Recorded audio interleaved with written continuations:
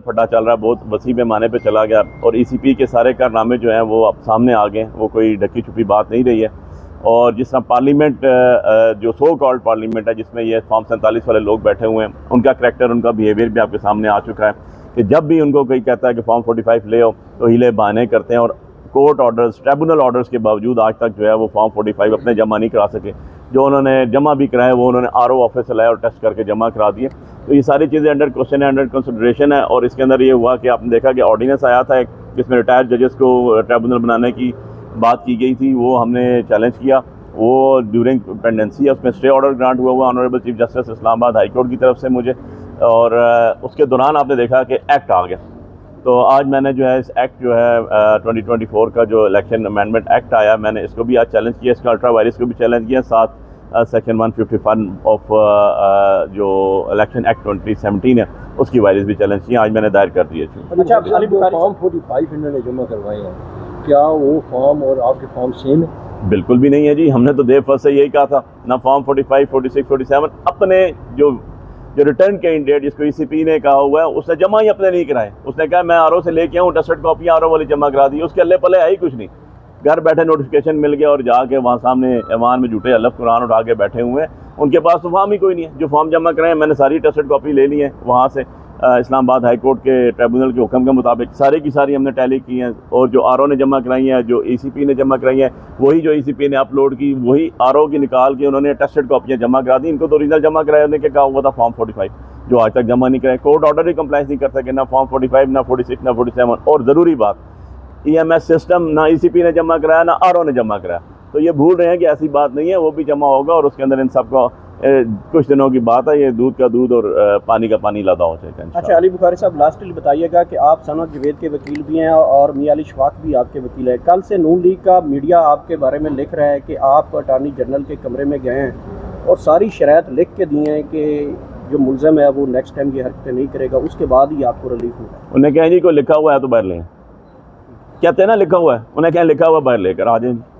और झूठ के पाँव नहीं होते, ना हाथ होते हैं, ना मुंह होता है, ना सर होता है। झूठ के बारे में एक ही चीज़ होती है कि झूठ, तो ये तो झूठ की पैदावार है। मैंने कहा यार जो झूठे अल्लाह झूठे कुरान उठा सकते हैं उनसे आप क्या चीज़ बाइद है, वो अल्लाह रसूल के नाम झूठे उठा लेते हैं, उनके बारे में क्या है। उनको तो अब मैं इससे आगे बात नहीं करता हूँ, उनको तो कुछ और भी कह दें तो वो झूठे वो भी कर लेंगे, लेकिन उन्हें कहीं ले आए जी, आपको अगर आपका रिटर्न है कोई उठा के ले आए।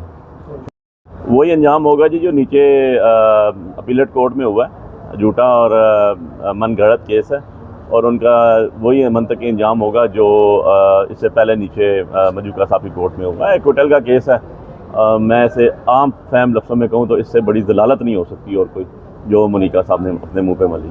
सर ये भी बताइएगा कि सियासी जमात पर पाबंदी लगा देना, जबकि एक तरफ तहरीक इंसाफ जलसे जुलूस की तैयारियां कर रही थी और उन्हें खदशात था हुकूमत को कि ये अगर आ जाते हैं फिर मैदान पर फिर हमारे लिए मुश्किलात पड़ेंगी। उन्होंने इससे पहले सियासी जमात पर जो कदगन लगाई, इसके बारे में क्या कहेंगे? देखें, कदगन तो कोई नहीं लगी, ये तो एक मैं कहता हूँ उन्होंने अवाम की नज़रें ओझल करने के लिए एक बात की। जो आप देखें कि जिस दिन ये तारड़ साहब ने बैठ के जो है वो मज़ाक़ा खेज़ गुफ्तगू की, वैसे तो उनकी सारी गुफ्तगू ही मज़ाक़ा खेज़ होती है, उन्होंने कभी सीरियस गुफ्तगू नहीं की। शायद वो लिखा हुआ स्क्रिप्ट पढ़ते हैं, अपनी अक्ल इस्तेमाल नहीं करते या है ही नहीं उनके पास इतनी।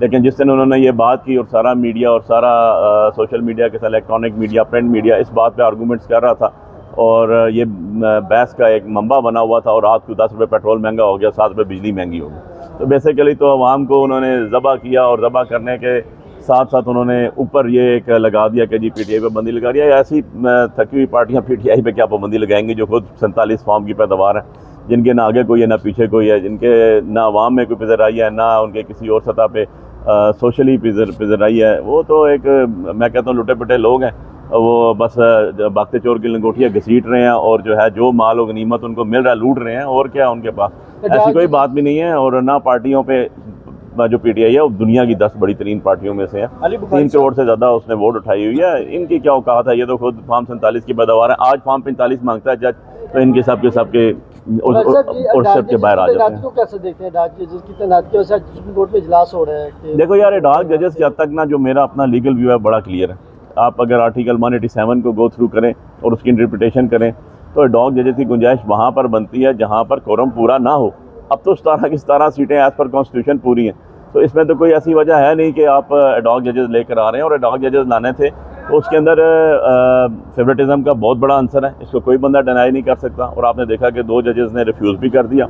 यार 3 महीने के अंदर तो जाजुल हसन साहब भी गए हुए हैं घर, उनका नाम भी नहीं, लेकिन any of some of the other जो है प्रिंसिपली मैं इस चीज़ से एग्री नहीं करता हूँ। और जब आपके 17 जजेस पूरे हैं, कोरम पूरा है, तो एडहॉक जजेस की कोई गुंजाइश नहीं बनती। या तो जजेस कम होते ना, आपका पूरे नहीं हो रहे होते। और मैं आपको एक एग्जांपल दूं बड़ी छोटी सी, कि आपको याद होगा तो पेशावर हाई कोर्ट के जस्टिस रिटायर हुए कुछ अर्सा कबल, उन्होंने एक ख़त लिखा चीफ जस्टिस ऑफ पाकिस्तान को कि जनाब मैं सीनियरिटी में बहुत टॉप पे हूँ, मैं रिटायर भी हो रहा हूँ। आपने खुद लिखा हुआ है अपने ख़त में, जो जब आप यूनी जज थे, कि जनाब सीनियरिटी वाइज करना चाहिए, तो आज मैं बैठा हुआ हूँ, आप अपने ही ख़त की पासदारी कर लें।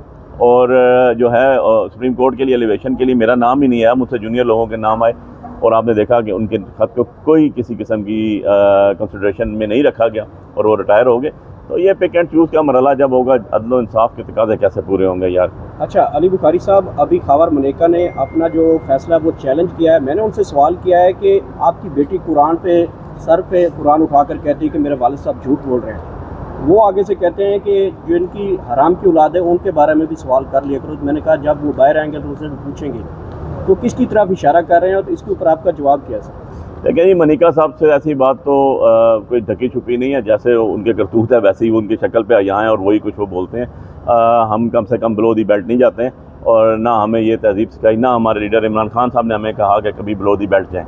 लेकिन जो आपने बात की, जब उनकी अपनी बेटी कुरान पे हलफ उठा रही है, तो उनको तो खुद ही डूब के मर जाना चाहिए। शुक्रिया, थैंक यू।